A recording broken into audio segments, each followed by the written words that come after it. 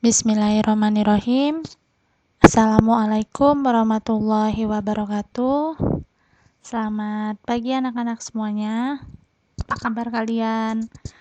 Ibu doakan semoga kalian selalu dalam keadaan sehat walafiat ya, tidak kekurangan satu apapun, senantiasa diberikan kesehatan serta kemudahan untuk menerima segala materi-materi yang akan diberikan oleh Bapak Ibu guru kalian secara daring ini ya. Oke anak-anak semuanya, kembali lagi di sini Ibu akan menjelaskan materi kepada kalian. Kali ini di pertemuan keempat Ibu akan menjelaskan tentang potensi sumber daya alam dan kemaritiman Indonesia. Nah, ya. Untuk di pertemuan keempat ini, Ibu akan lebih menjelaskan ke potensi sumber daya alam Indonesia dulu ya. Nah, nanti tujuan dari pembelajaran ini, Ibu harap dengan mempelajari ini semua, kalian bisa mengetahui apa sih itu sebenarnya pengertian dari sumber daya alam. Kemudian, kalian juga bisa tahu jenis-jenis sumber daya alam yang ada di Indonesia itu apa saja ya. Kalian juga bisa menyebutkan jenis-jenis sumber daya alam ya. Kemudian bisa menyebutkan sumber daya tambang yang ada di Indonesia ya. Apa perbedaan sumber daya alam sama sumber daya tambang itu apa, bisa kalian jelaskan di situ dari materi yang Ibu jelaskan hari ini. Oke. Nah, kita mulai saja pelajaran hari ini ya. Oke. Sebelumnya, coba kalian dengarkan lagu berikut ini. Bentar. Mohon maaf. Oke.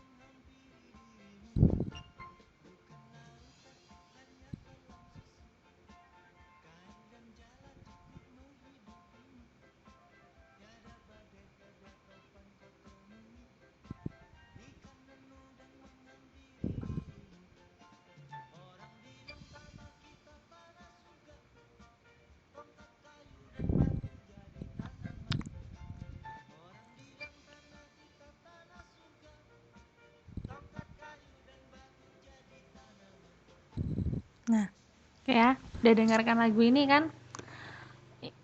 Pernah dengar nggak lagu ini? Ya, coba kalian tanyakan ke orang tua kalian, bapak ibu atau mungkin kakek nenek kalian, pernah nggak sih dengarkan lagu ini? Saya yakin ya, terutama kalau kakek nenek kalian tuh pasti pernah mendengarkan lagu ini dan lagu ini udah familiar mereka. Nah, kenapa sih Ibu suruh kalian mendengarkan lagu ini? Ya, karena memang ada kaitannya dengan materi kita tentang sumber daya alam Indonesia. Nah, coba perhatikan latar dari gambar dari slide Ibu nih. Ini sawah ya, ini sawah. Kalau kita perhatikan lirik lagu tadi, itu kan ada kata-kata seperti ini. Bukan lautan, hanya kolam susu, ya. Kail dan jala terus mengikutimu, ya, gitu kan. Nah, terus yang di akhir kalimat, di akhir lagu itu ada lirik yang seperti ini. Orang bilang tanah kita tanah surga, tongkat kayu dan batu jadi tanaman. Nah, paham nggak kalian maknanya? Maknanya itu ya, saking suburnya tanah yang ada di Indonesia, kayu yang ditancapin di tanah itu pun bisa menjadi tanaman. Contoh, batang ubi ya, tancapin aja, nanti mesti tumbuh kan. Nah, tumbuh ubi di bawahnya, atasnya ada daunnya. Pisang juga kayak gitu ya kan. Nah, itu menandakan bahwa menggambarkan bahwa Indonesia itu tanahnya sangat subur, sumber daya alamnya itu sangat banyak sekali. Nah, ini kalau kita perhatikan ya, background ini sawahnya sangat luas, hijau ya, mata memandang itu hijau banget. Ini ada di daerah Magelang, Jawa Tengah ya. tepatnya di Kecamatan Borobudur kalau ibu nggak salah. Nah ini sawah-sawah ini sekarang ini menjadi tempat wisata. Nah ini kalau kalian lihat bagian putih-putih ini kan jalan. Ya ini menjadi tempat wisata, ya objek wisata terbaru yang ada di wilayah Magelang. Nah ini kan saking suburnya tanah sampai akhirnya bisa menjadi objek wisata. Nah, and next. Nah, Indonesia itu merupakan negara kepulauan yang membentang dari Sabang sampai Merauke. Setiap wilayah di Indonesia memiliki kekayaan alamnya sendiri yang tidak dimiliki oleh wilayah lainnya. Kekayaan sumber daya alam Indonesia pada kenyataannya tidak tersebar merata. Ada wilayah yang sangat kaya dan kaya akan sumber daya alam, ada juga yang sebaliknya. Nah, kita tahu bahwa negara kita ini merupakan negara kepulauan, makanya disebut negara maritim, ya kan? Membentang dari Sabang, Aceh, ujung Aceh ini sampai Merauke. Ya, ujung Papua sini. Nah, masing-masing wilayah ini memiliki sumber daya alam yang berbeda antara satu dengan yang lainnya, ya.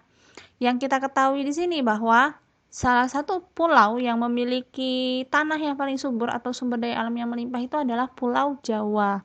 Kenapa? Karena di Pulau Jawa itu memiliki banyak gunung api, di mana wilayah yang memiliki banyak gunung api pasti dia akan memiliki tanah yang subur, ya. Ingat kembali lagi kemarin dengan letak geologis Indonesia, ya kan? Ketika suatu wilayah terdapat gunung api, maka dia pasti akan memiliki tanah yang sangat subur. Nah, Bu, Kalimantan kan nggak ada gunung api, jadi nggak subur.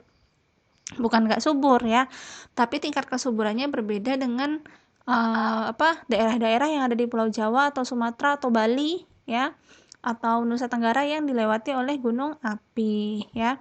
Nah, contoh aja di Kalimantan sawit tumbuh dengan subur, tapi kalau di Jawa tidak ada tanaman sawit, ya. Di Sumatera sawit masih bisa kita temui tapi tidak terlalu banyak. Nah, itu ya.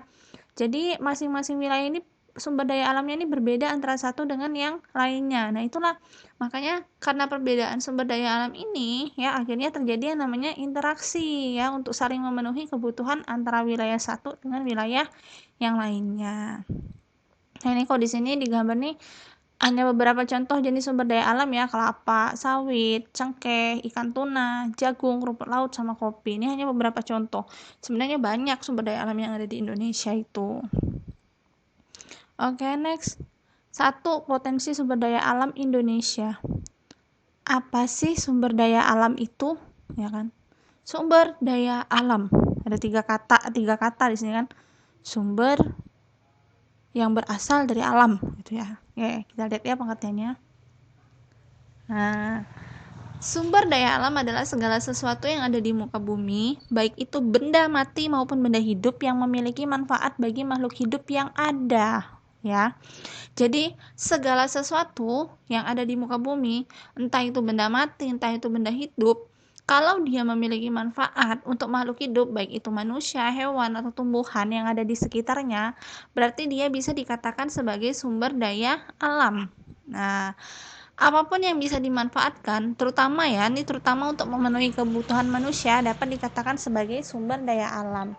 Maksudnya benda mati, benda hidup itu gimana ya? Benda mati contohnya ya misalnya air, batu, udara, tanah itu kan termasuk dalam benda mati ya. Benda hidup ya misalnya hewan sama tumbuhan. Nah, air bisa dimanfaatkan oleh manusia untuk mandi, untuk minum, untuk mencuci dan lain-lain. Tanah juga bisa dimanfaatkan untuk bertani, ya, untuk berkebun, bahkan untuk membangun rumah kita kan di atas tanah kan.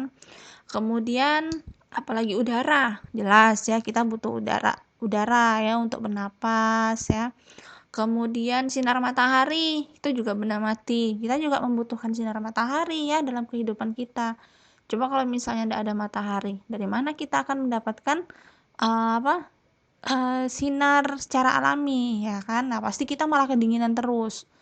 Nah, kemudian kalau benda hidup ya hewan sama tumbuhan. Hewan misalnya kayak ayam bisa kita olah menjadi lauk pauk, sapi, kambing ya kan. Kemudian tumbuhan kayak misalnya sayur-sayuran itu kan termasuk jenis tumbuhan. Nah, itu termasuk benda hidup. Jadi apapun yang ada di muka bumi kita baik itu berupa benda mati atau benda hidup, ketika dia memiliki manfaat bagi makhluk hidup, terutama untuk manusia, itu bisa dikatakan sumber daya alam, ya. Tuh ya, kuncinya adalah dia memiliki manfaat untuk makhluk hidup. Nah, bisa dikatakan sebagai sumber daya alam. Oke, selanjutnya. Nah, potensi sumber daya hutan. Oke, sebelumnya Ibu mau memberitahukan kepada kalian jenis-jenis sumber daya alam itu ada dua. Ada sumber daya alam yang dapat diperbarui dan sumber daya alam yang tidak dapat diperbarui. Nah, sumber daya alam yang dapat diperbarui itu contohnya ya ini, sumber daya hutan ya.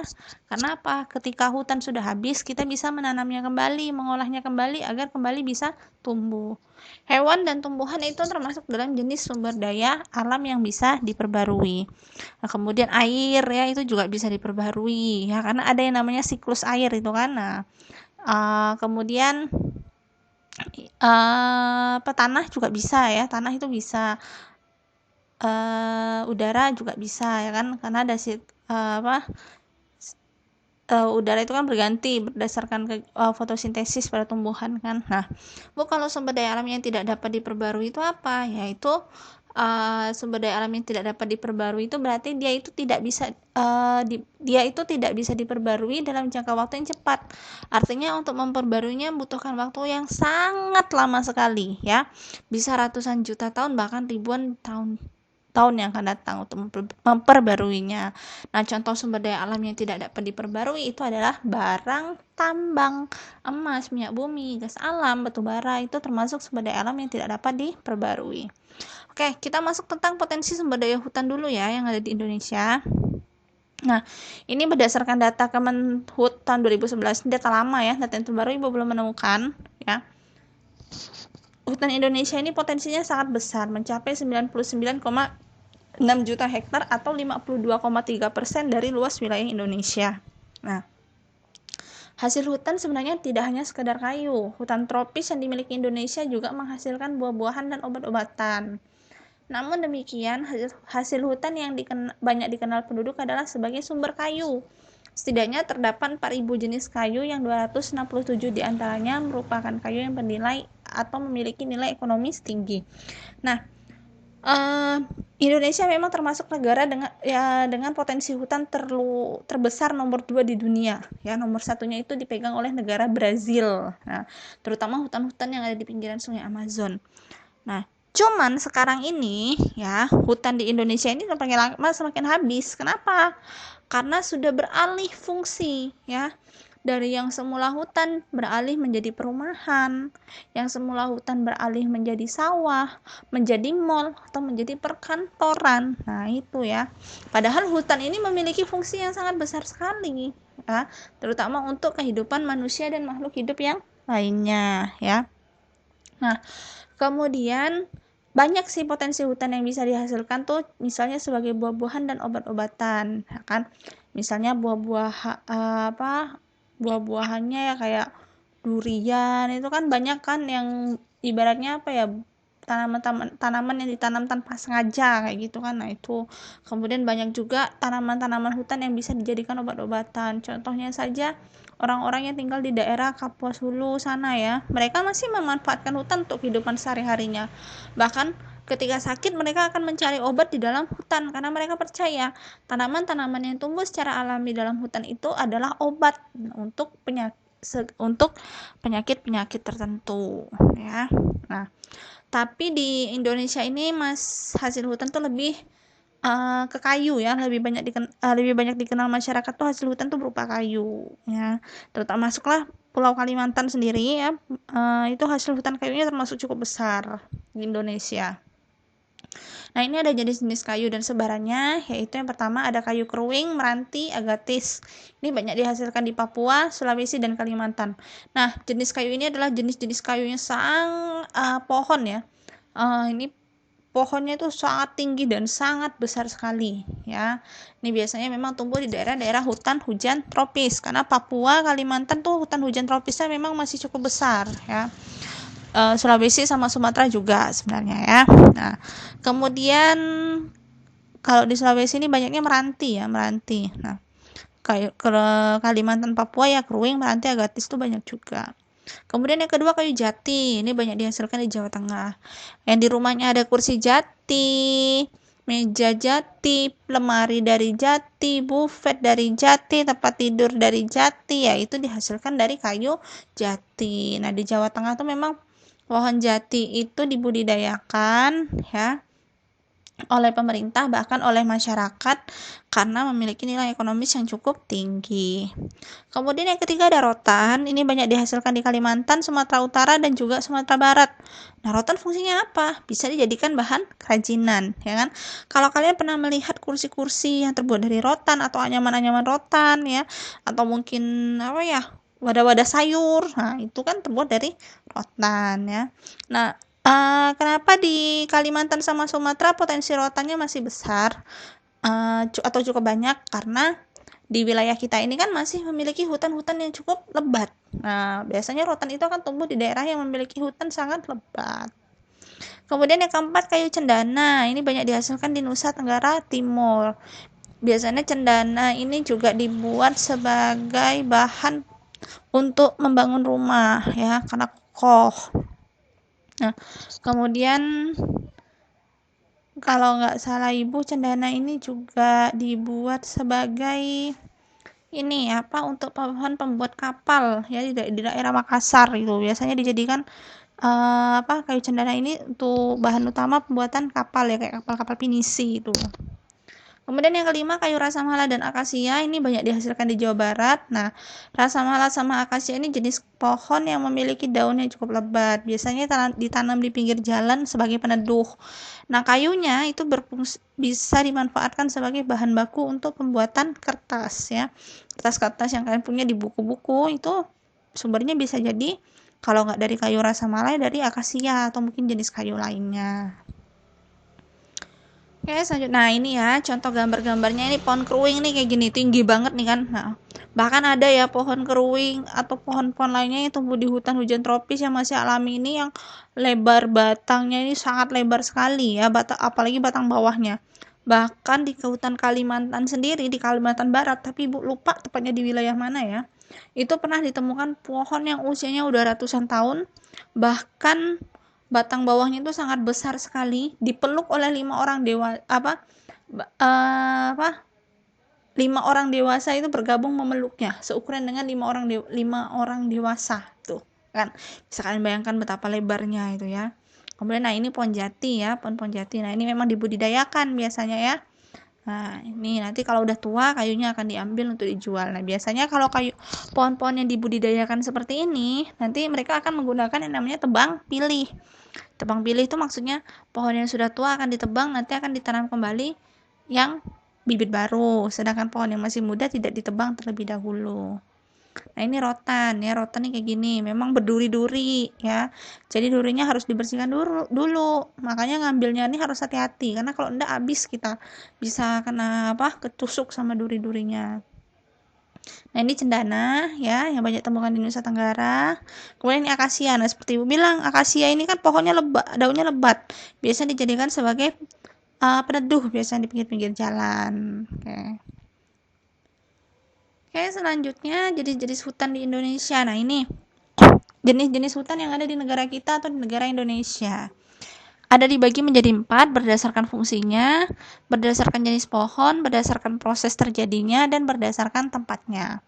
Kalau berdasarkan fungsinya, hutan ini dibagi menjadi 4. Ada hutan lindung. Ini untuk menjaga kelestarian tanah dan tata air wilayah ya. Misalnya hutan lindung ini fungsinya pohonnya biasanya difungsikan untuk menyerap air hujan ya, menjaga tatanan air supaya ketika musim kemarau itu tidak sampai kekurangan air. Nah, selain menjaga itu juga biasanya di dalam hutan lindung ini ada hewan-hewan sama tumbuhan yang udah langka yang memang dilindungi. Kemudian ada hutan suaka alam, ini diperuntukkan untuk perlindungan hayati, baik hayati ini bisa hewan atau tumbuhan. Terutama hewan-hewan sama tumbuhan yang sudah hampir punah ya.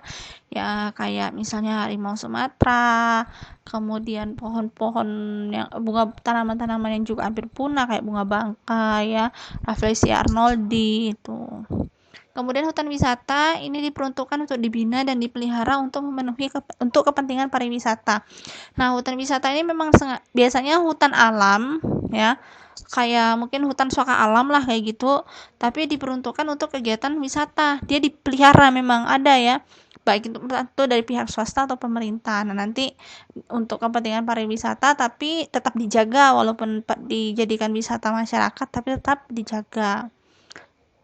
Kemudian hutan produksi ini berfungsi sebagai penghasil kayu atau non kayu untuk industri atau obat-obatan. Nah, ini ya, dia ini memang hutan produksi ini sengaja dibuat untuk menghasilkan kayu atau non kayu, baik untuk industri atau obat-obatan. Nah, contohnya kayak kebun jati tadi ya, itu sengaja ditanam oleh perusahaan misalnya ya, tujuannya untuk menghasilkan kayu ya, dimana kayu yang udah tua nanti akan ditebang kemudian dijual untuk dijadikan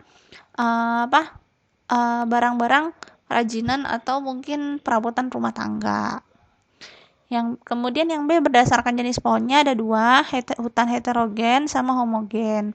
Kalau hutan heterogen ini, dia ini ditumbuhi oleh berbagai macam jenis pohon. Contohnya ya hutan hujan tropis. Jenis pohonnya banyak, ada pohon durian, langsat, manggis, rambutan, akasia, meranti, kruwing, agatis. Nah, itu jadi satu tumbuh dia.